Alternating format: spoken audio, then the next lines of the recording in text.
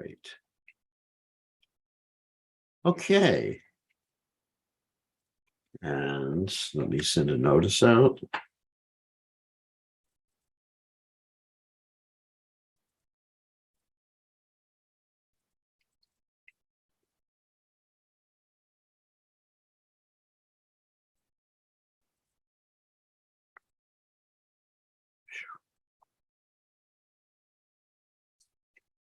All right, notice sent. And check to see if we are streaming.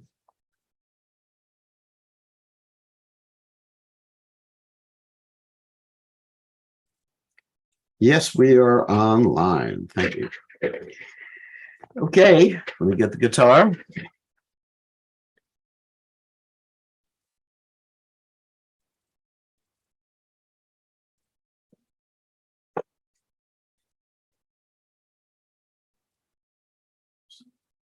All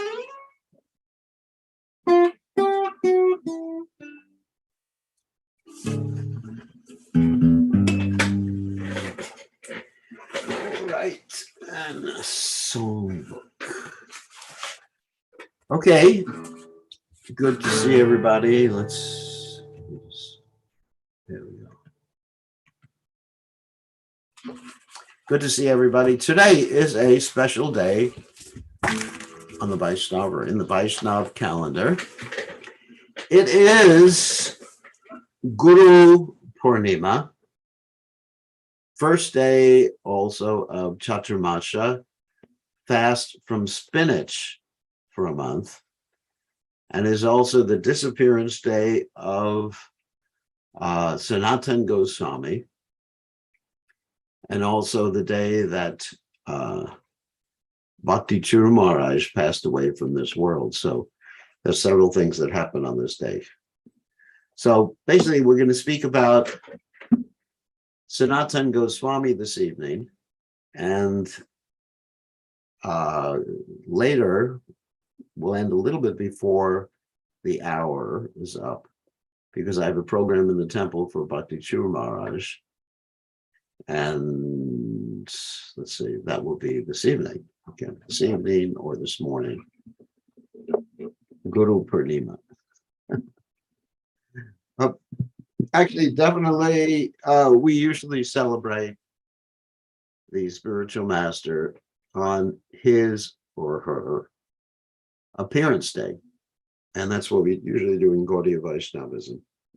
And Guru Purnima is not as prominent as the appearance day or the disappearance day of a great Vaishnava. So we're going to chant, of course, in honor of Sanatana Goswami, the prayers to the departed Vaishnava or Vaishnavas. It's called Saparshda Gora Viraha Vilapa, which means lamentation due to the separation from the Lord and his associates. And this is from Narottama Das Thakur's poetry book, named as Prarthana. So, and for those of you who don't know by that name, it's the first line is Ye Anilo Premadana Karuna Prachur.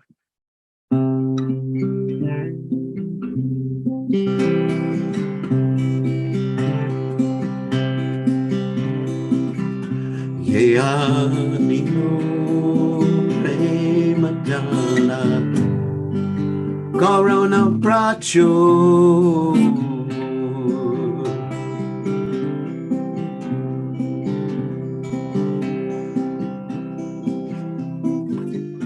Hey no Prabhu Kotakela Acharya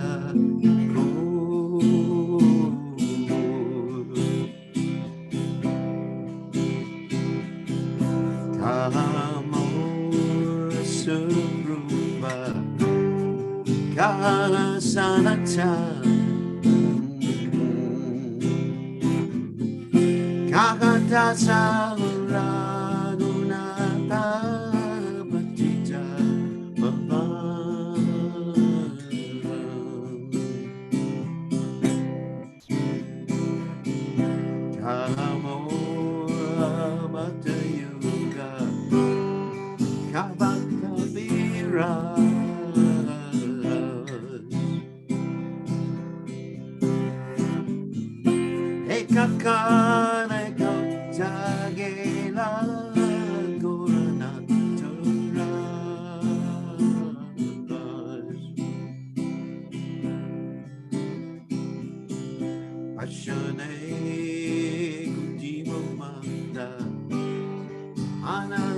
Shiva. Goranga Gone Ranene Guptagile Bako.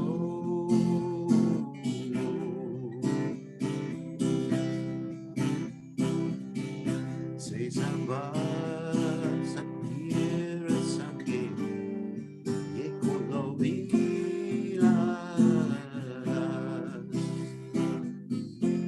Say Sangana Pae Akande Naratauda.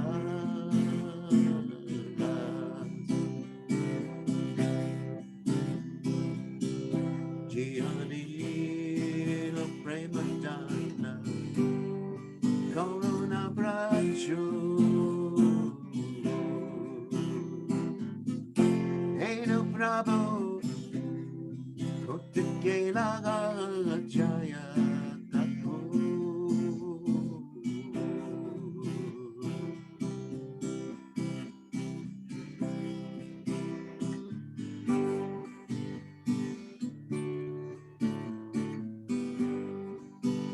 Jaya Sanatana Goswami, Sanatana Goswami, Jaya Sanatana Goswami, Jaya Sanatana Goswami, Jaya Prabhupada, Prabhupada, Jaya Prabhupada, Jaya Prabhupada, Prabhupada, Prabhupada, Jaya Prabhupada, Prabhupada, Udibo.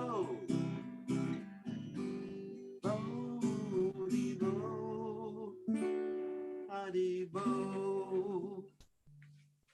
Jai Om Vishnu Pad Paramahansa Paravidakacharya also Tada Satashi Shimad, his divine grace. Abhaya Chalanada Bhaktivedanta Goswami Srila Prabhupada Jai. Iskan Founder Acharya Srila Prabhupada Ki Jai. Anantakoti Vaishnava Vrind Ki Jai. Namacharya Shibahida Thakur Ki Jai. Rem Se Kahoji. Prabhu Nityananda Shit Vita Gadad Han. Shiva City Gold Akta Vrind Ki Jai. Shri Shri Radhakrishna Gopikopanath Sayam Kunda Radha Kunda Giri Govardhan Ki Jai. Vrindavanam Ki Jai, Mathuram Ki Jai. Jagannatha Swami Ki Jai, Yamunamai Ki Jai. Shrimati Lasi Devi Ki Jai, Samaveda Bhakta Prindi Ki Jai. Gaur Premananda Hari Hari Om. All glories to the assembled devotees. All glories to the assembled devotees. All glories to the assembled devotees. All glories to Shri Guru and Gauranga. Srila Prabhupada Ki Jai, Gaur Premananda. Hari Hari Hari Hari Bol. All curling. Nama Om Vishnu Padaya Krishna Prastaya Bhutlale Shrimati Bhaktivedanta Swami Namane. Namaste Saraswati Deve Gauravani Pacharane Nivashesha Shunyavadi Paschacha Deja Tarane. Volume is weak. Should be all right now. It adjusts itself automatically as we go along. Because I was chanting really loud during the kirtan. That's why. Okay. So let's see. It's fine. Okay. So let me read the translation of this Vaishnava prayer. He who brought the treasure of divine love and was filled with compassion and mercy. Where is such a personality as Srinivasacharya gone? Where my Swarup Damodar Rupa Goswami? Where is Sanatan? Where is Raghunath Das, the savior of the fallen? Where are my Raghunath Bhatta and Gopal Bhatta? And where is Krishna's Kavi Raj? Where did Lord Gauranga, the great dancer, suddenly go? I will smash my head against the rock and enter into the fire. Where will I find Lord Gauranga, the reservoir of all wonderful qualities? Being unable to obtain the association of Lord Gauranga, accompanied by all of these devotees in whose association he performed his pastimes, Narottama Das simply weeps. So as I mentioned, today is Guru Purnima, which is Sanatana Goswami's disappearance day, the first day of the Chaturmasha period, spinach fast. And it is also the commemoration of the disappearance day of His Holiness Bhakti Chur Maharaj. And I'm going to be doing a program, participating in a program for him in less than an hour. So basically what we're going to be speaking about tonight is Sanatana Goswami, the story of Sanatana Goswami. So, Om Gana Timidanda Shah Gananjana, Shalakaya Chakshur Unmiritam, Yena Tasmai Shigurave Namaha. I offer my respectful obeisances under the lotus feet of my spiritual master, His Divine Grace, A.C. Bhaktivedanta Swami Srila Prabhupada, who so kindly opened my eyes with the torchlight of knowledge while I was blinded in the darkness of ignorance. So now we're going to speak about Sanatana Goswami, and we'll also tell the story about Madan Mohan. First, I'm going to read a verse written by Raghunath Das Goswami, who glorifies Sanatana Goswami in his Vilapa Kushmanjali, the sixth verse, and this is as follows. Vairagya Yugbhakti Rasam Prayatnair Apayanam Avipsum Mandam Vipambulirya Paradukatuke Sanatanastam Prabhum Ashrayami. Raghunath Das Goswami has glorified Sanatana Goswami in his Vilapa Kusumanjali, and here is the translation. I was unwilling to drink the nectar of devotional service, possessed of renunciation, but Sanatana Goswami, out of his causeless mercy, made me drink it, even though I was unable to do so. Therefore, he is an ocean of mercy. He is very much compassionate to fallen souls like me, and thus it is my duty to offer respectful obeisances unto his lotus feet and take shelter of him. And just another fact, in the Gora Ganadesh Dipika, Sanatana Goswami's ontological position, that means who he was in Krishna Lila. And the Gora Ganadesh Dipika is the book written by Kavi Karnapur, who was the son of Shivananda Sen, who got Lord Chaitanya Mahaprabhu's special mercy. So here's the information. So Rupa Goswami, of course, was known as Rupa Manjari, and Sanatana Goswami is known by the names both Rati Manjari and Lavanga Manjari. So let's explain what a Manjari is. A Manjari is a young, that means pre-pubescent girl who is able to help Radha and Krishna in his most intimate, loving exchanges. And because they are innocent, of course, all the gopis are innocent, but because of their extreme young age, they're able to be there where Radha and Krishna are having their intimate, loving exchanges. So Sanatana Goswami is the brother of Rupa Goswami and their other brother's name, Sri Vallabha or Anupama. And Sanatana Goswami is most famous for composing the following books: the Hari Bhakti Vilas, which is basically a book of directions on Vaishnava behavior; Brihad Bhagavatamrita. Also, let me just mention the Hari Bhakti Vilas was composed to a certain degree to attract people in ritualistic Brahminical culture to come to Krishna consciousness. So not all the injunctions of Hari Bhakti Vilas are applicable for everyone. Some of them are applicable for people who are preaching to extreme ritualistic Brahmins, and some of them are not applicable, let's say, in the Western world. For example, there's injunctions there to not eat carrots. And, Prabhupada ate carrots anyway, and he made things like carrot halwa and everything like that for the devotees. So let's continue. Anyway, so Hari Bhakti Vilas, Brihad Bhagavatamrita, which basically has two stories: the story of Narada Muni looking for the best devotee of the Lord, and the story of Gopakumar trying to find his ontological position. And then after that, Dasana, Tippani, which is a commentary on the Srimad Bhagavatam, specifically the 10th canto. And that's also known as the Brihad Vaishnava Toshani and also known as the Dashama Charita. So Sanatana Goswami, little history, he appeared in the year 1488. So he was the older brother. Rupa Goswami appeared about 5 years after Sanatana Goswami. And his father, that is Sanatana Goswami, his father had 3 sons. Balaba was the youngest son. Rupa was the next oldest, and Sanatana was the oldest. And as far as Balaba, the youngest son, Jiva Goswami was the son of the youngest son or youngest brother of Sanatana Rupa Goswami. So Sanatana Rupa Goswami were given the names or initiated by Sri Chaitanya Mahaprabhu when they became his disciples. And some say that their original names were Amara and Santosh, respectively. And Mara, of course, would be Sanatana Goswami, and Santosh would be Rupa Goswami. So what happened is that Rupa and Sanatana Goswami and Anupama, they worked for the Nawab Hussain Shah. That means the ruler of Bengal, who was a Muslim, of course.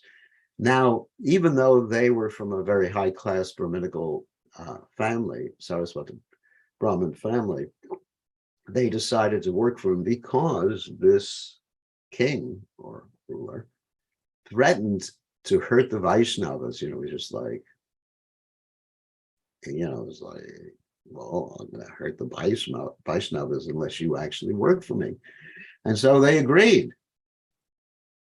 And so they became known as Dabir Kash, that was Rupa Goswami, which means revenue officer. And Sanatana Goswami, Sri Balaba was the chief superintendent of the royal mint. So anyway, so as the employees of the Muslim government, they made their headquarters in a place named Ramakeli, which was the capital of Bengal at that particular point. They were both really accomplished scholars. Actually, they were scholars in Gaudiya Vaishnavism. They knew so many different languages, like Oriyan and Hindi, of course, and Sanskrit. And they learned philosophy and scripture from the brother of Sarvabhauma Bhattacharya, whose name was Vijaya Chaspati. And Vijaya Chaspati would often stay in Ramakeli and instruct the 3 brothers. So these 3 brothers, Sanatana, Rupa, and Anupama, were absorbed in Krishna consciousness from their early childhood. They used to play, even though they were in Bengal, they would play that they were in the different forests of Vrindavan, and they had tulsi trees surrounding their childhood homes. And they named the ponds near their childhood home as Shaimakund and Radhakund. And when they were young, they heard the pastimes of Lord Chaitanya Mahaprabhu, but they were told by an inner voice, you must be patient. Soon you will have darshan of Sri Chaitanya Mahaprabhu. Even when Sanatana Goswami was young, many miraculous things occurred. One time when he was very young, he had a dream, and in that dream, he saw a Brahmin. And that Brahmin gave him Srimad Bhagavatam. And when Sanatana Goswami had that dream of the Brahmin giving him the Srimad Bhagavatam, his hair stood up in ecstasy, and then the dream broke. But then when he woke up, shortly thereafter, he saw that Brahmin, and the Bhagavatam was not there. You know, the next morning after he bathed, while he was seated for worshiping the Lord, another Brahmin appeared carrying the Bhagavatam. Standing near Sanatana, the Brahmin said, take this Bhagavatam, always study and its perfection will be yours. And saying this, the Brahmana gave him the Bhagavat and went away. From that day on, Sanatana Goswami was very devoted to the Bhagavatam, basically mainly focused on that as the essence of all scriptures. So when Rupa and Sanatan and Anupama heard that Lord Chaitanya Mahaprabhu had taken sannyas and was planning to go to Puri, Rupa and Sanatan basically got very upset and fainted because they thought that they would never get a chance to meet Lord Chaitanya Mahaprabhu, because they thought Lord Chaitanya Mahaprabhu would have left or wasn't going to come back to Bengal. But they heard a voice, inner voice, and it said, "Don't be in anxiety. Lord Chaitanya or Shri Gauranga will come there." Eventually, Lord Chaitanya Mahaprabhu did visit Ramakeli, and it was a little controversial because the Mohammedan king was aware of him, and he was thinking, he must be a prophet, and the king sort of had a soft heart at that point, and he told the magistrate in the district, "Don't disturb this Hindu prophet out of jealousy. Let him do what he wants." So the king actually had some realizations about Lord Chaitanya Mahaprabhu, but still, Sanatana and Rupa Goswami, they were a little in anxiety about Chaitanya Mahaprabhu's presence in this Muslim kingdom. So beneath a tree on the banks of the Ganges, Lord Chaitanya Mahaprabhu stopped to rest, and he was accompanied by his intimate associates like Lord Nityananda and Haridas Thakur. And Sanatana Goswami and Rupa Goswami, when they heard he was there right outside of the village of Ramakeli, they approached him, took straw in their teeth, and they bound a cloth around their neck, and they fell down dandavats before the Supreme Court. Straw in the teeth indicates that one is taking a very humble position. And Lord Chaitanya asked them to get up, and basically they composed this verse: Namo Mahavadanyaya Krishna Prema Padayate Krishnaya Krishna Chaitanya Namane Guru Say Namaha. And they felt very ashamed standing before these two brothers.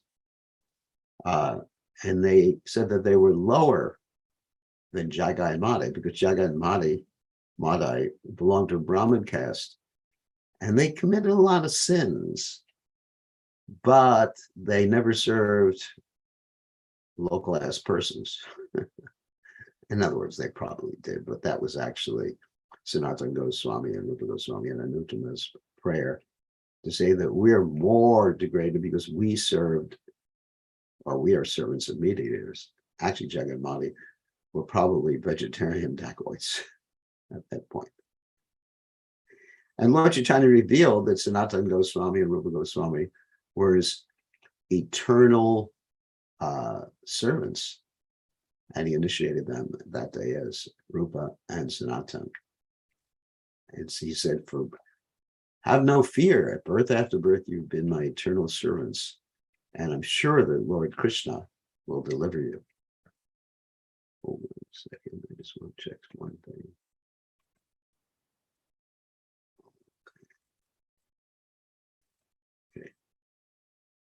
Okay, got it under control. And Rupa Goswami and Sanatana Goswami advised Lord Chaitanya Mahaprabhu two things: you better get out of here because the Muslim ruler can't be trusted. And also they said, we know you're on your way to Vrindavan right now, but it's not appropriate for you to go to Vrindavan now, because the ambience in Vrindavan should be one of simplicity and beauty, and it's going to be ruined if you go with this whole big crowd. So thinking in this way, Lord Chaitanya Mahaprabhu returned to Jagannath Puri, and actually later on he went to Vrindavan, but he only went with one servant, Bhadra Bhattacharya. So then Rupa Goswami, he was able to leave without much difficulty, but Sanatana Goswami had some difficulty in freeing himself from the government duties. And what happened is that he feigned illness. And actually what he was doing was listening to the Bhagavatam with devotees and Brahmanas at home. And the Nawab Hussain Shah became very suspicious, and he sent a doctor there, and the doctor said, Sanatan is not sick. So the Nawab went there and said, you have to get back to work and you have to accompany me. And Sanatan said, you're going to conquer other kingdoms to give trouble to the Supreme Personality of Godhead. So then Sanatana Goswami was imprisoned, and Rupa Goswami had kept some money for emergencies like that with a grocer. There weren't banks at that particular time. So Sanatana Goswami was able to make use of some of that money to bribe his way out of jail. And also he used his intelligence to convince the jailer that if you liberate someone, you get liberated too. And he gave the jailer a good excuse, so the jailer wouldn't get in any trouble. He said, telling you Sanatan went to relieve himself, went to the river, jumped in the river, and he drowned, which wasn't true. And Sanatana Goswami assured the jailer that he wasn't going to go back to Bengal, that he wouldn't get in trouble, that he was going to go to Mecca. Obviously, Sanatana Goswami was not going to go to Mecca because he wasn't a Muslim at this particular point. He wasn't a Muslim ever. So then he left for Benares to visit Sri Chaitanya Mahaprabhu. On the way to Benares, Sanatana Goswami stopped at a hotel. Sanatana Goswami had a servant, his name was Ishan, and asked the hotel for directions on how to get, hotel keeper, how to get over the hill that was right there. And the hotel keeper, he had an expert palmist or astrologer who knew that Sanatana Goswami's servant had 8 gold coins. Sanatana Goswami, being very intelligent and knowing about politics, understood that something was happening. So he asked Ishan, his servant, as to whether he had any money. And Ishan said, I had 7 gold coins. He lied to Sanatana Goswami. So Sanatana Goswami took those 7 gold coins, gave them to the hotel keeper, and said, you know, it's dangerous for us to have this. You can have this money. And so the hotel keeper actually was a little sentimental at that point and helped him through the jungle and over the mountains. And then he proceeded to Benares. But on the way, he sent Ishan away because Ishan was not very favorable or faithful, and he had lied to Sanatana Goswami. So on the way, Sanatana Goswami met his brother-in-law, and his brother-in-law gave him a very, very fine wooden blanket, I guess a shawl. So finally, Sanatana Goswami reached Benares, and he went to the house of Chandrasekhara, where Lord Chaitanya Mahaprabhu was. And when he knocked on the door, Lord Chaitanya Mahaprabhu said, there's a Vaishnava at your door. And Chandrasekhara went to the door, and he saw someone who he thought was a Muslim. He said, well, there's a Muslim fakir at the door. And Lord Chaitanya said, no, he's a devotee, because Sanatana Goswami had not shaved for some time. And so Lord Chaitanya Mahaprabhu embraced Sanatana Goswami, accepted some old cloth from Tapan Mishra, and he shaved up. But then Lord Chaitanya Mahaprabhu kept looking at him with this shawl, this very opulent, fine shawl. Sanatana Goswami understood that a sannyasi should not be wearing expensive clothes or have expensive paraphernalia. So Sanatana Goswami went to the river, and he traded the blanket to a poor man who we met in the Ganges in exchange for a torn quilt. The poor man could hardly understand why Sanatana Goswami was doing this. And Lord Chaitanya was very, very pleased. So at this particular point in Benares, Sanatana Goswami was enlightened in all the different truths, the tattvas, the siddhantas, the rasa, and lila of the Supreme Personality of Godhead. And he ordered him to write books in devotional service to establish the proper practices of devotees and install deities and reveal the proper methods of deity worship and excavate the holy places of Vrindavan. And so we mentioned some of his books before, like the Brihad Bhagavatamrita, Hari Bhakti Vilas.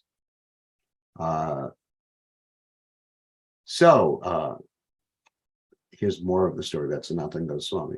So Sanatana Goswami sort of missed Rupa Goswami the first time he went to Vrindavan.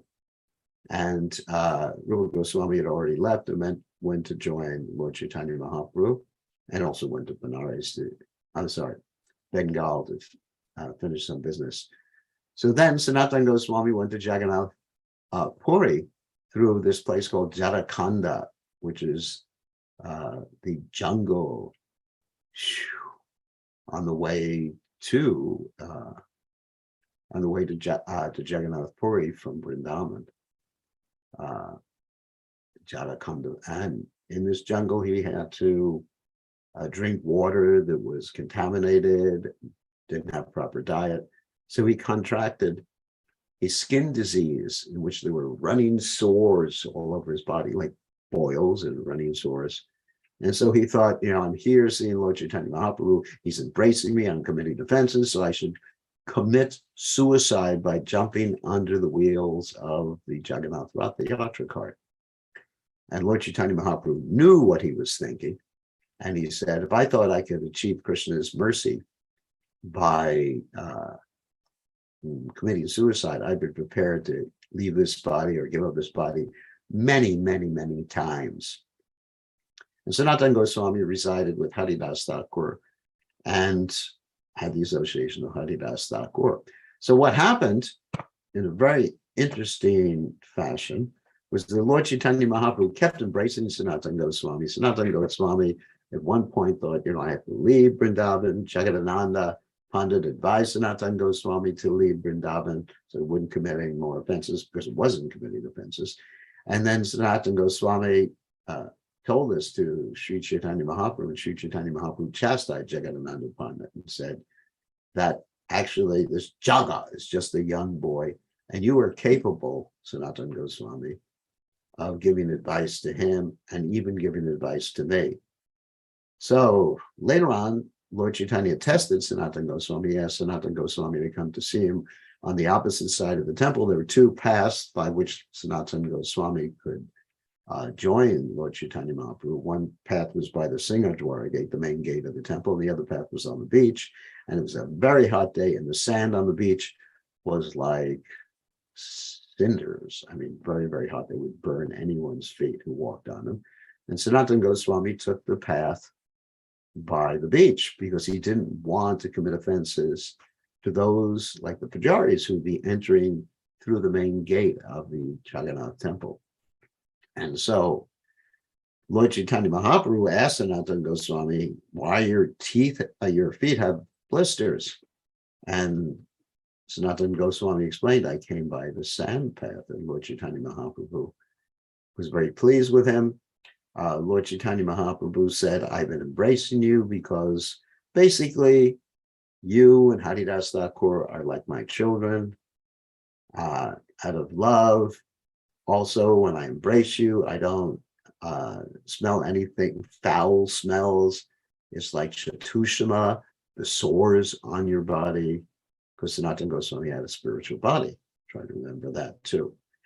So, and then he embraced Sanatana Goswami, and Sanatana Goswami's body became completely free of any sores.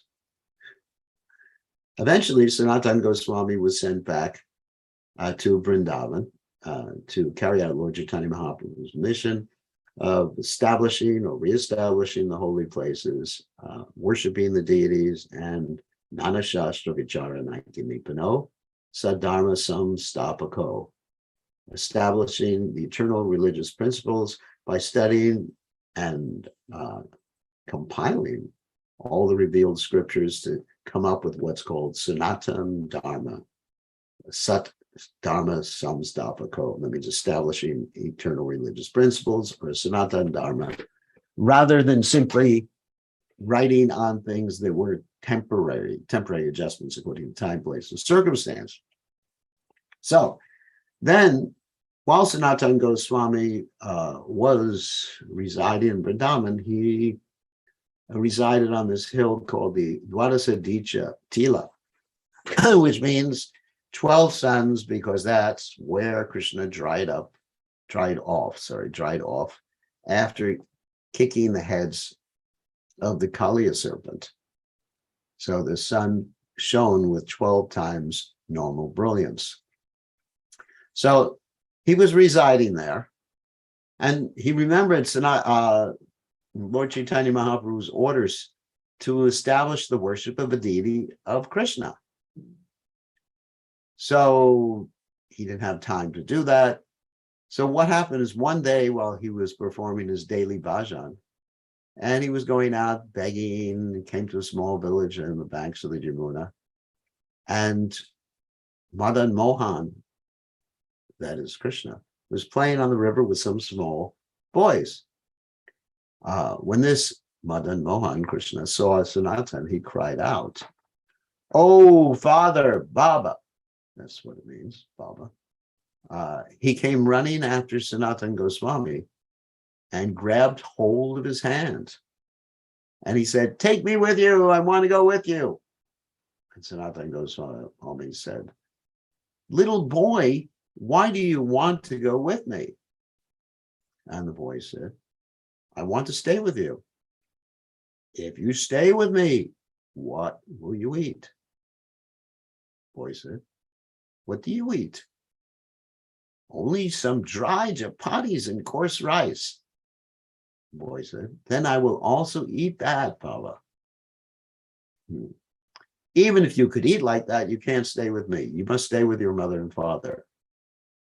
"But Baba, I want to stay with you."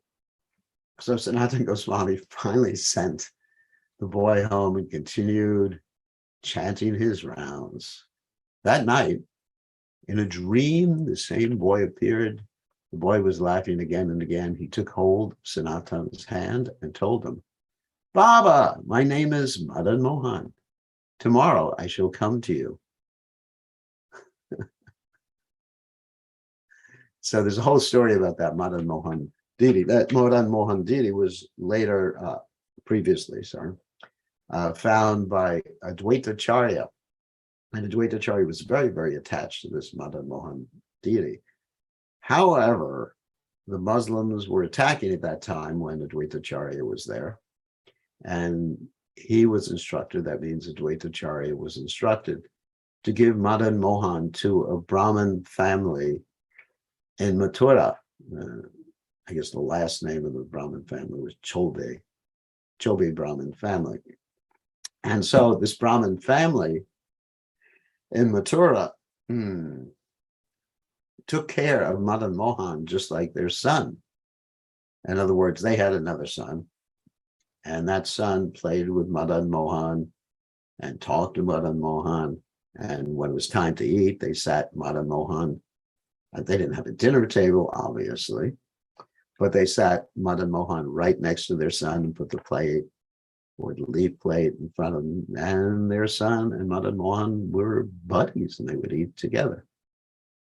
So one time Sanatana Goswami was doing madhukari. Madhukari means going from house to house, begging a little food, which was traditional for the Bahudak order of sannyas, Kutichak, Bahudak, Paravajakacharya, Paramahansa. Anyway, madhukari it's called.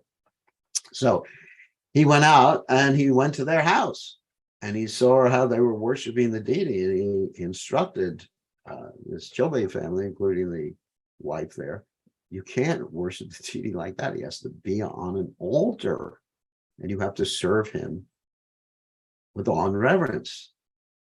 And so they said, "Yes, Swamiji." And of course, they weren't able to do that. But still, that night, Sanatana Goswami had a dream. He was back in Dwadasadicha Hill.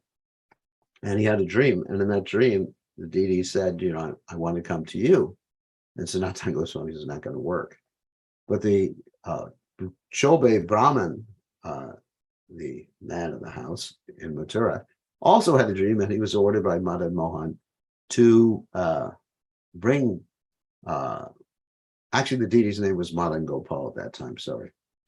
He later on became Madan Mohan in the possession or under the care of Sanatana Goswami. So he brought Madan Gopal to Sanatana Goswami, and here, if this is Madan Gopal's order, you got to take care of him.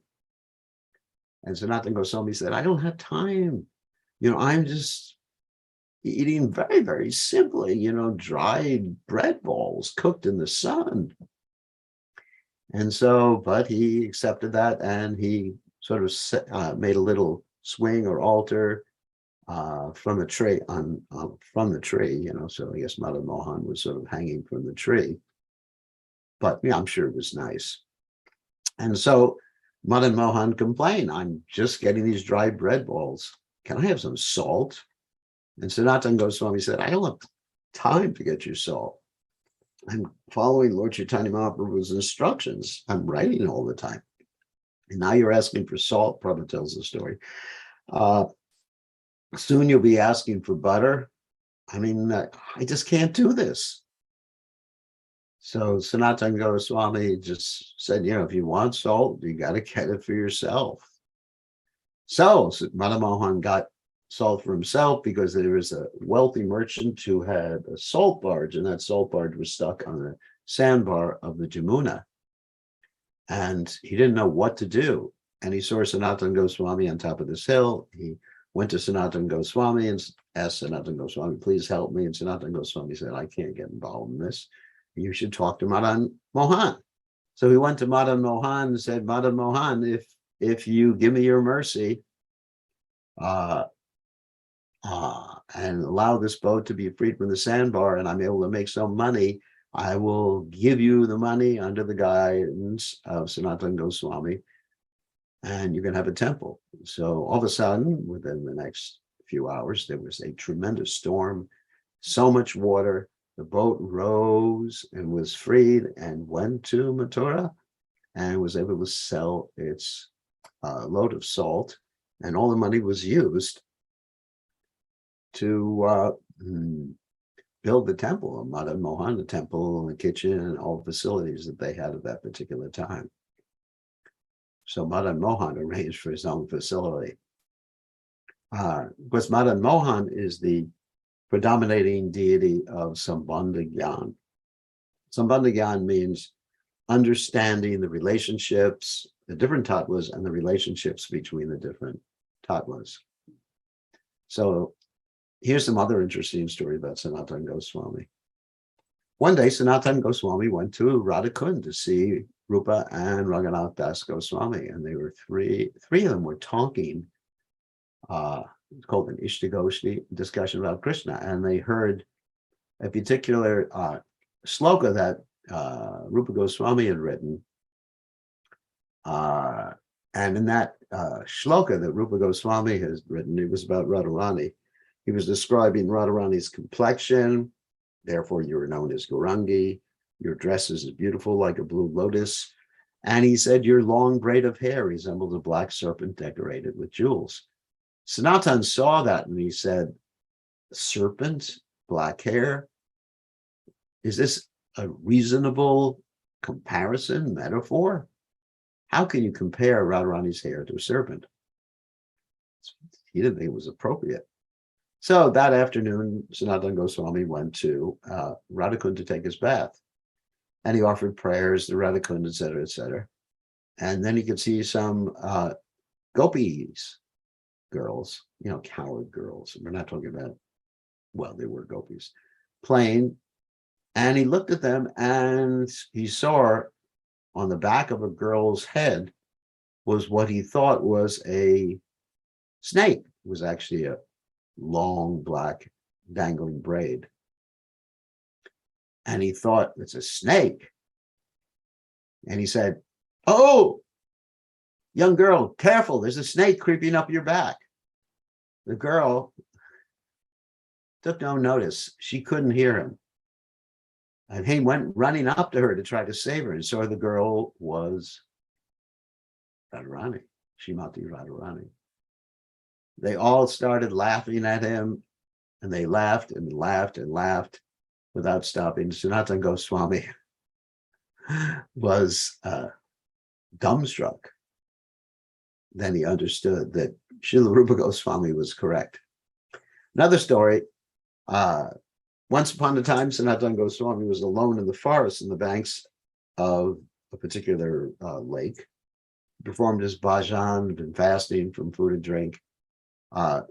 And Krishna was thinking, I got to supply some food to my devotee. So in the dress of a cowherd boy, Krishna entered the forest where Sanatan was staying, carrying a pot of milk. He said, Baba, I brought you some milk. And Sanatan said, why you brought milk? You're not eating properly. That's why. How did you know I'm not eating anything? And he said, my friends come here. They told me you haven't been eating. Why didn't they come? And Sanatana Goswami, because they work at home. They sent me. Sanatana Goswami said, you're such a little boy. Why have you taken so much trouble for me? And the little boy said, no, father, it's no trouble at all. Sanatana Goswami took the pot of milk and said, sit down, little boy. I will finish the milk and give you back your pot. And the little boy said, no, Baba, I cannot sit with you. I have to milk cows. I will come and fetch the pot tomorrow. Saying this, the boy vanished, and Sanatana just became shocked. He understood that was Krishna. So from that day on, he didn't do too much fasting, except on fast days. He would practice madhukari. Madhukari, as I mentioned before, is like a bee that takes a little bit of pollen or honey from each flower and only accepted a tiny bit from the different residents of Vrindavan. And eventually, the residents of Vrindavan built him a bhajan kutir. Another famous story is one day Rupa Goswami wanted to prepare sweet rice for Sanatana Goswami. He didn't have the necessary ingredients. And because he wanted to do that, Srimati Radharani understood everything. And in the dress of a young girl, she brought him all the ingredients. And Rupa Goswami said, why did you come here? And she explained everything. I want to give service to a saintly person. So he cooked all this, and Rupa Goswami saw that she disappeared, but he didn't think too much of it at that point. He prepared the sweet rice, offered to his deity, Govinda Dev, and he gave this to Sanatana Goswami. Sanatana Goswami experienced complete ecstasy. He said, where'd you get this milk from? And the rice. And Rupa Goswami said, a young girl gave it to me. Sanatana Goswami said, what did she look like? And Rupa Goswami said, described how she looked like. And he said, I was just thinking, how can I prepare some sweet rice for you? And Sanatana Goswami chastised him, saying, it was Srimati Radharani herself who brought you milk and rice. By accepting service from her, we are ruined. We shall never attain our desired goal of Krishna consciousness. So Sanatana Goswami very humbly chastised himself for accepting this service, and also Rupa Goswami for accepting the service from Srimati Radharani. Also, Sanatana Goswami took a vow to go around the 14-mile pilgrimage around Govardhan Hill every day. But as he got older, it was very hard for him. He would suffer great physical pain while circumambulating Govardhan. So the Lord decided to do something about this. As a little Gopa boy, he said to Sanatana Goswami, Baba, you are old. Don't go to so much trouble walking around Govardhan Hill. Sanatana Goswami said, it's one of the principles of my bhajan. I must maintain it. Sanatana Goswami said, I will never give up my religious principles. Then the little boy said, why don't you honor my words? At that time, Krishna presented Sanatana Goswami with a Govardhan Shila. And that Govardhan Shila has the mark of Krishna's own lotus feet. And he said, this Govardhan Shila is a piece of stone from Govardhan itself.